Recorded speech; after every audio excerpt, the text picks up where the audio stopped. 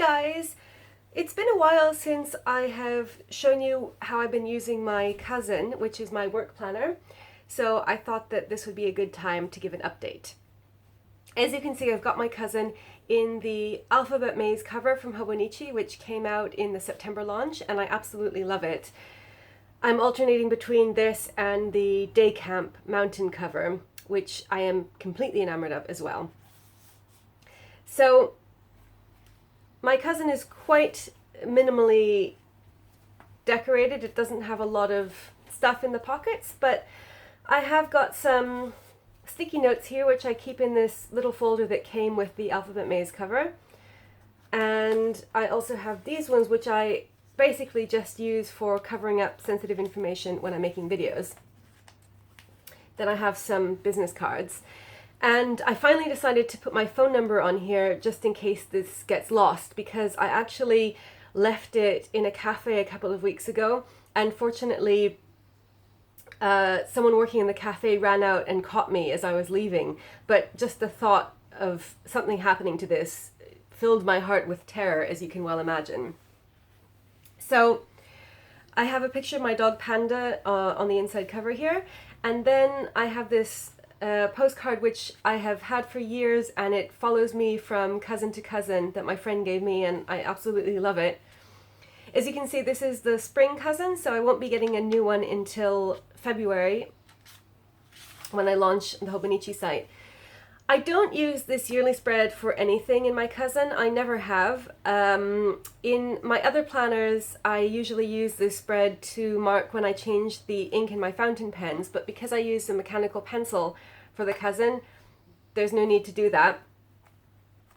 I seem to have used it once here to mark what might possibly have been a conference. I don't remember, or maybe it was a Jewish holiday. I have no idea what I used it for or why I did that once. Clearly it didn't take off because I've never done it again. But I do use this vertical yearly spread mostly as an index for the daily pages, because as I'll talk about in more detail when I get to them, I use the daily pages in a variety of different ways. A lot of times I use them just for taking notes to do with various work issues, projects, ideas, meeting notes, etc., that aren't necessarily tied to a specific day. And so the dates on here just act as a key so that I can find particular topics. So if I have a topic that I want to refer back to later, this is just a really easy way to be able to find it. At one point, for the first part of the year, I was using the top section here to note down events that I had coming up in a particular month, so that I could see at a glance if I have to be somewhere, like if I have a conference or if I have a summer school or that type of thing. And then at the bottom, I would put in research projects that I wanted to be working on during that month. But I started to feel like it was a little bit redundant, because I also have this information in other places in the planner.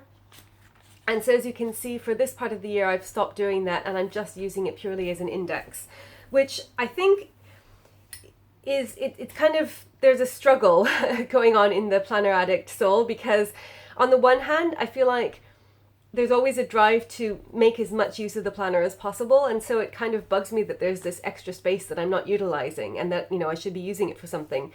But on the other hand, there's something to be said for just having a nice streamlined spread where you only have as little information as needed to find what you want, and then the rest of it is just nice, clean, empty space. Because if it's too busy, then it can be a little bit overwhelming and hard to find what you actually want.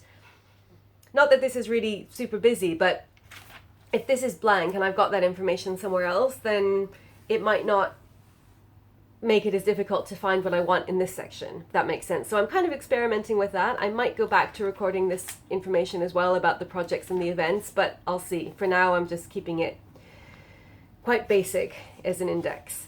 Now, the monthly spread, I have struggled at various points in time, because I've kind of felt like the monthly spread is a bit redundant for me as well.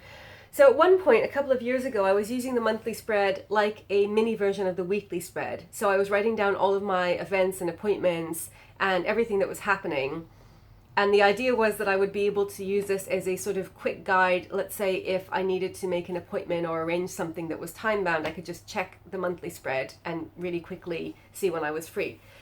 And it works well for that, but the problem was I felt like I had to write everything twice. I had to write it in the monthly spread and also in the weekly spread, because that's the heart of my planning system. So I put all of my appointments in the weekly spread as well. And I realized at some point that I was just checking the weekly spread and I wasn't really using the monthly spread, and then I'd have to remember to update it, and it kind of felt like a burden. And as we all know, a planning system should never feel like a burden. It should be something that makes your life easier. So I decided to stop using it for that, and instead just kind of use it on a and sort of as and when basis if I wanted to map out the month and see when I would have time for projects. So that's how I use it now. I don't write down appointments or anything in detail like that, because that's all in the weekly spread.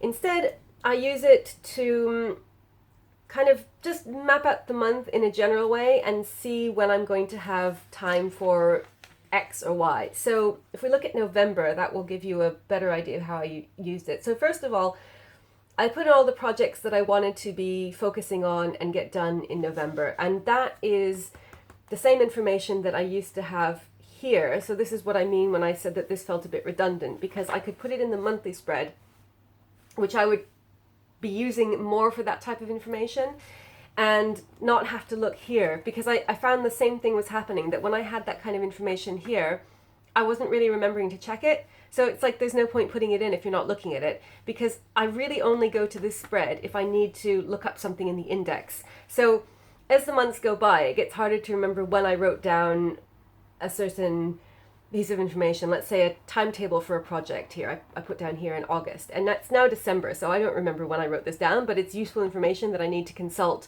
from time to time. So I can just flip to this spread and see, oh, okay, it was the 15th and 16th of August, and then go to those dates and I find the information that I need. That's the only time I look at this spread.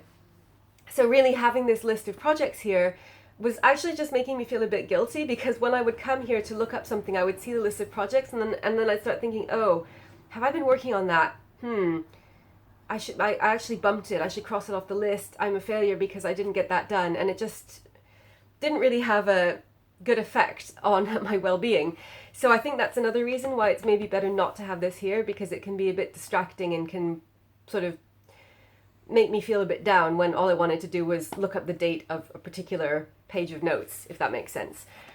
So putting the projects here instead is useful, because this is actually where I go when I want to decide how much time I'm going to have to work on each thing during the month.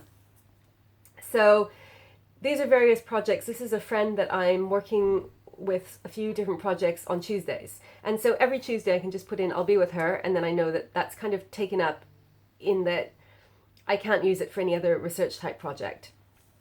So I'm a lecturer, and so that means I do a lot of research as part of my work, and so that's really the thing that I am trying to prioritize here, because the other things that come up that are time down, like admin projects and talks and conferences, I'm going to have to do them anyway because I know that they're happening. So it's really more difficult to focus on the research, because that's something that can get bumped until there's a deadline. And that is not just applicable to research projects, it's applicable to anything that you might want to do which doesn't have an external deadline, or the deadline is far away, so you have to make sure that you keep on yourself to ensure that you do it, rather than putting it off in favor of something that has a more immediate deadline. So in November I wrote down this list of different things that I wanted to work on, and it was a mix of research projects and like kind of writing something for our departmental newsletter, an article that I have to write but that didn't have an immediate deadline, that kind of thing. And so I tried to slot them into different places and see how many days I'll have to work on each one. And I'm on sabbatical this year, which means that I can work on my research projects for most of the time. I don't have teaching and I don't have administrative responsibilities at the university for this academic year. So this would look different if it were a normal year, because I would have teaching and admin stuff interspersed in this, and I wouldn't have as many days to work on the various research projects. But that's what it looks like right now. So I haven't really done this for September yet, even though we're already into almost the middle of the month. And that's just because I've kind of known what was happening and I haven't really felt like I needed to do it. But I've sort of mapped out what I thought I would be working on each week. This is the main topic. This is pronouns, which is a topic that I'm working on, and then put some stuff in for the end of the month. So I haven't recorded what I think I'll be doing each day because I have a general theme for each week. Okay, so if we now move on to the weekly spreads, as I said, that's the heart of the planning system. And this is where I put all of the detail of what's happening during the week. So on the left here, and this hasn't really changed, so if you've seen one of my previous videos, it's probably still the same.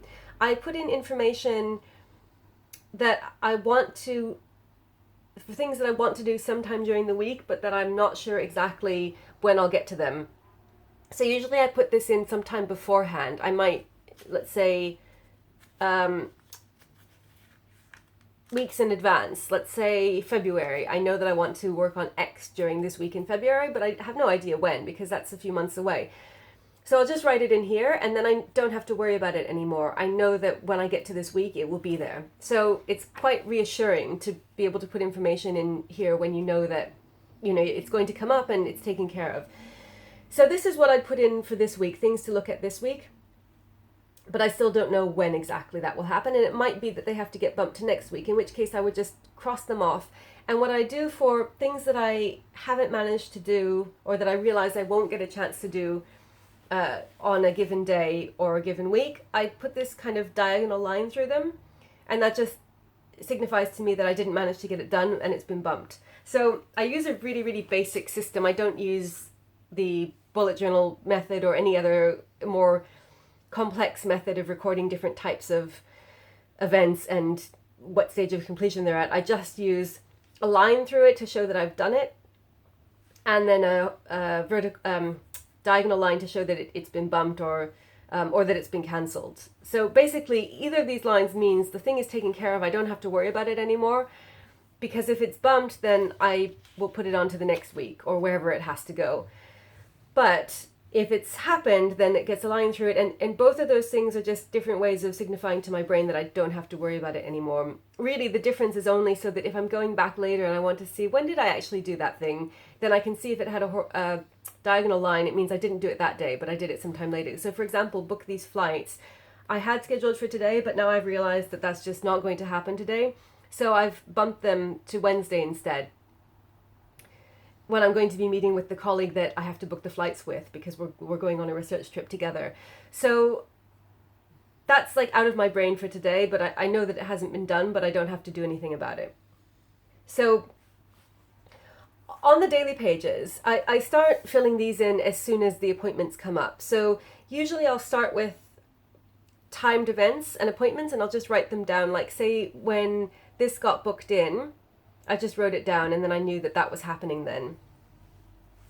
And the same for all of these other events. If I'm meeting with someone or if I have an appointment, I'll just put it in straight away.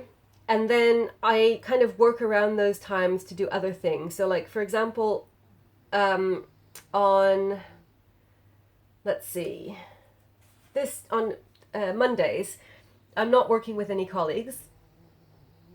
So I have a couple of research projects where I'm working with someone else, and so that's why there are a lot of times when I've arranged to meet with somebody. But on Mondays, I'm always working with myself, so I can just schedule whatever I want to do. So I put in pronouns here because as you saw from the monthly list, pronouns is a topic that I'm working on. So I'm writing a grammar with a friend, and pronouns is the name of one of the chapters in the grammar. And so today, this is supposed to be the main thing that I do. But I also had quite a few emails to answer in the morning and I wanted to make this video. So I really, really rely on the fact that this is an hourly layout. I wouldn't be able to function without the hourly layout. And that is partly because I just like to see things laid out chronologically. So in some cases because this book, as you know, being an A5 is a little bit heavy and I take this with me everywhere. So I work in university, but I also am based at home a lot, and sometimes I meet colleagues in, like, say, in a cafe or another venue, and obviously I go to conferences and take this with me. So I'm schlepping around an A5 and then also my weeks, which is my personal planner that I use for everything that's not work related. So occasionally, obviously, my mind has turned to the fact that life would be simpler if I had a smaller planner to carry with me everywhere. And I thought about using either the A6 or a weeks. And the reason that I know I could never do it is because I rely on this hourly layout so much.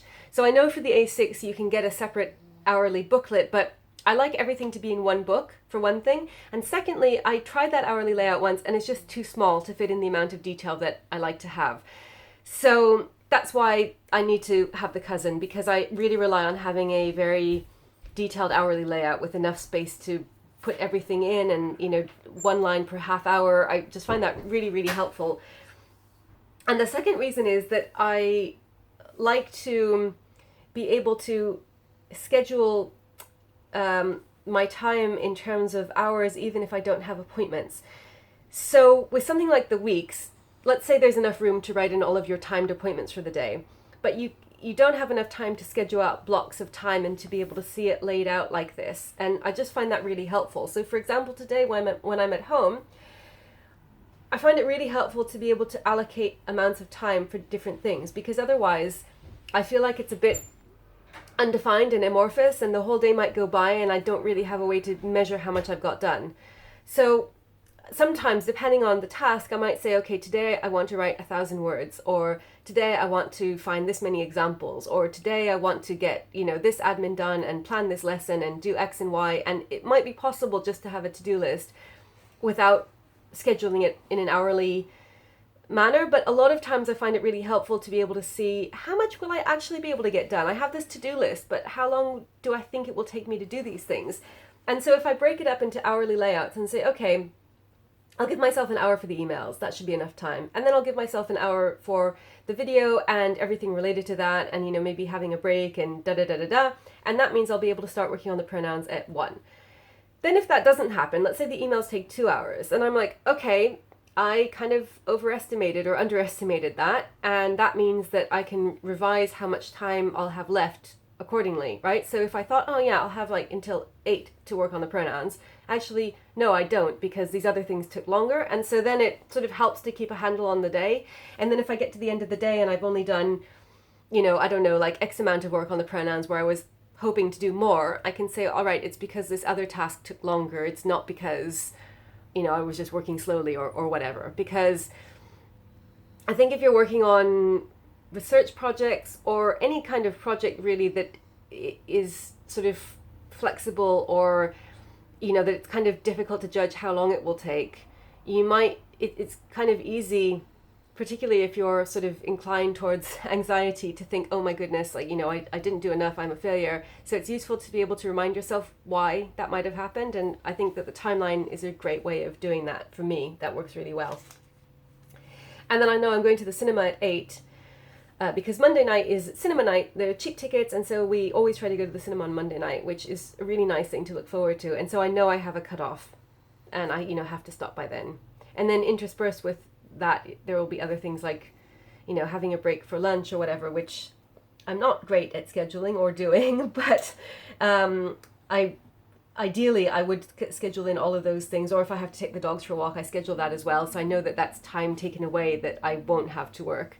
Because otherwise I look at the day and I'm like, I have all of this time to work. And actually sometimes there are things that can take away from that. So that's how I use the weeklies. And usually I try to schedule in these things that are on the left as soon as possible so that I can cross them off here. And then I know that they're taken care of as well. It kind of bugs me to have things over here that are unallocated. So it's only Monday, which means that I can, I have time to work out when to do these. And these are both things that I have to do with my colleague. So when we meet, we'll decide when to do them, which means I can't remove them from this list immediately, but I know that they're going to be dealt with. And then the pronouns was just a general reminder that that's the topic I'm going to be working on this week. So that actually I could cross off now because it's sort of taken care of. I just had it there to remind me that was a big issue. So that's how I use the weekly spread. Then, before we go to the dailies, I'll just show you how I'm using this turning the page spread, which comes before the start of the dailies. So I use this for forward planning for the following year. And this is something that I set up right at the beginning of the year when I first get this planner, by which I mean end of March. So the Cousin has some space for forward planning. It gives you 3 months after the planner ends. So the planner ends at the end of March, and then you get, 2 months. It gives you, it gives you April and May of the next year. So in this case, it's 2019 because this is still a 2018 planner, right? So it ends at the end of March 2019, and then you get April and May. And so I use these for forward planning. So any types of events that are coming up, and usually at this point it is just events rather than untimed things like research projects, I will put in here so, I know what's happening in the future. But as the year goes on, and particularly in the last few months of the year, as we are now, I've got like 3.5 months left in this planner.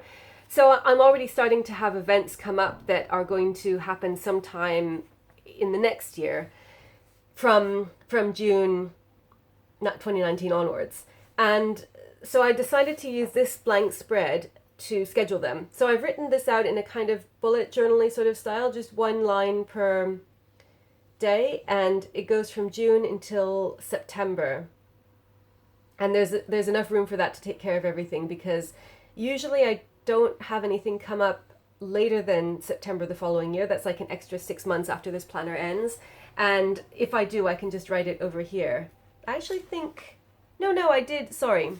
I do, I have it set up all the way until November 2019. So obviously I don't have anything here yet, and it's likely that this will remain blank, but just in case something comes up, I can put it here. And I even have a space for 2020. So I've arranged with a colleague to co-organize a conference in 2020.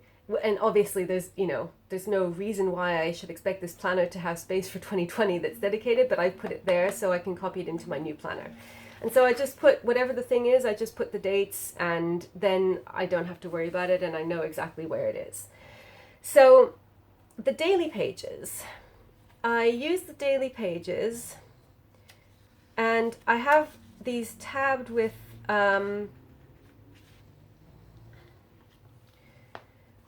the new paper tabs that came out from Hobonichi this September, and these are amazing. I absolutely love them. First of all, they're paper rather than plastic, which I really like.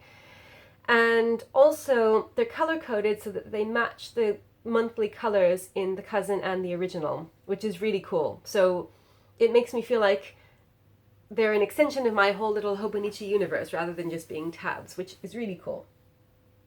So that is very convenient, having these tabbed, because I use these monthly index pages a lot.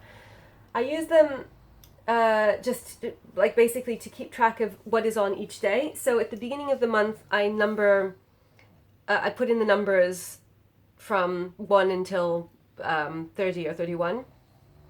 And then I just write a title for what I'd use that day for. So sometimes I use these for daily notes. So if I have a particularly busy day and the weekly spread is not enough, then I will go to the daily pages and just make daily notes there. And then I just write daily notes at the top, and I'll write daily notes in the index. And those I generally don't have to refer back to. It's just like an extended to-do list, because it's nice having this nice big A5 spread and not having to worry about things getting too squished in the weekly spread.